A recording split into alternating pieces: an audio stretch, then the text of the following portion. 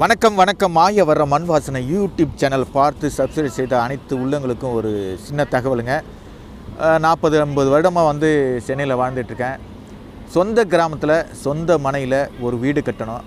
அதுக்காக பட்டா பெயர் மாற்றி கெசட்டில் பேர் மாற்றி என்னோடய மனைவி பேரில் வீட்டு வரி கட்டி கலெக்டரை பார்த்தேன், தாசில்தாரை பார்த்தேன், எங்கள் ஒரு கிளர்க்கு, எங்கள் ஒரு பிரசிடெண்ட்டு, எங்கள் ஒரு வைஸ் பிரசிடெண்ட்டு, செமினார் கோயில் யூனியன் ஆஃபீஸு எல்லா இடத்துக்கும் போயிட்டு வீடு கட்டணுங்கிற ஆசையில் முயற்சி பண்ணி பல லட்சங்களை செலவு பண்ணாங்க. ஆனால் கலைஞர் வீடு திட்டத்தில் பேர் பதியப்பட்டு 6 மாதம் ஆகுதுங்க. பேஸ் மட்டம் போட்டுருங்க, அடித்தளம் போட்டுடுங்க, உங்களுக்கு வீடு வந்துடும் சொன்னாங்க. நானும் போட்டுட்டு 6 மாதம் ஆளுகிறாங்க, எந்த ஒரு முன்னேற்றமும் இல்லைங்க. பார்த்தேன், நம்ம கோயம்பேடு பக்கத்தில் சென்ட் தாமஸ் காலேஜுக்கு ஃபங்க்ஷனுக்கு முதல்வர் மு.க. ஸ்டாலின் ஐயா வர்றதா கேள்விப்பட்டு ஒரு 6 நாளாக தூங்காமல் மனு எழுதி பல நண்பர்களை பார்த்து அதுக்கு யோசனை பண்ணி அப்படி இப்படின்ட்டு என் மனைவியை கியூவில் நிற்க வச்சுட்டாங்க.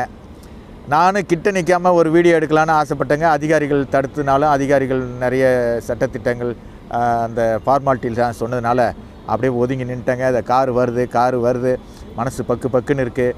என் மனைவியை எப்படியாவது அந்த மனுவை அவங்க கையில் ஒப்படைச்சிட்டா கலைஞர் வீடு திட்டத்தில் எனக்கு வீடு கிடைக்குங்கிற நம்பிக்கை முழுசாக இருக்குங்க.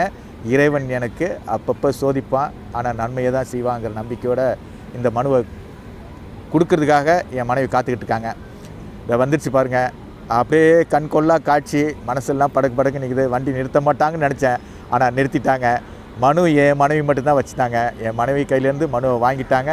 வாங்கி அதிகாரி அந்த காரில் கொண்டு போய் கொடுத்துட்டாரு. இந்த தருணம் என் மனைவிக்கு மிக்க மகிழ்ச்சிங்க. எல்லாம் வல்ல இறைவனுக்கு நன்றி சொல்கிறாங்க. இதை பாருங்கள், மகிழ்ச்சினா மகிழ்ச்சி, அவ்வளோ சந்தோஷங்க. தயவுசெய்து உறவுகளே இதை 4 பேருக்கு பகிருங்க. இந்த முயற்சி வெற்றி பெறணும். நான் சொந்த கிராமத்தில் வீடு கட்டணும். நன்றி, வணக்கம். அப்துல்லா, மாயவரம்.